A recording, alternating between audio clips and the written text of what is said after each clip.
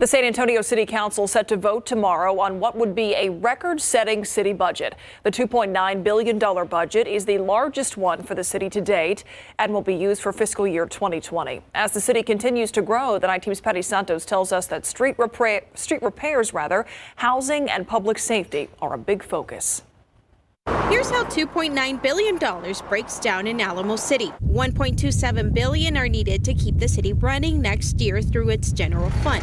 $937 million will fund things like solid waste, airport, and employee compensation. $715 million are set for capital improvements. This is a back-to-basics budget. The biggest chunk, or about 64% of the total general budget, is focused on public safety. The biggest portion of our budget is public safety. We have a $20 million increase in the police budget, a $4 million increase in the fire budget. Here's a side-by-side comparison to last year's budget. Police and fire are expected to get $820 million, up from $794 million last year. Streets and infrastructure saw an increase from $113 million last year to $130 million this year. Parks will get about $1 million less. This is a monetary commitment that we're getting from the city that, yes, we're going to be getting a substation, a police substation in District 3. Following some budget amendments, District 3 will get $500,000 towards the $20 million needed to build a substation. We got a lot more money from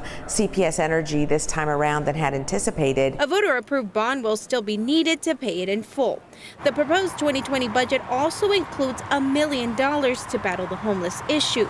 Another $1 million will help combat domestic violence. We need to do everything we can to keep our organizations that are providing victims assistance and other violence prevention services going. Taxpayers will also support a tuition-free college program. About 100 new positions will be added to city staff.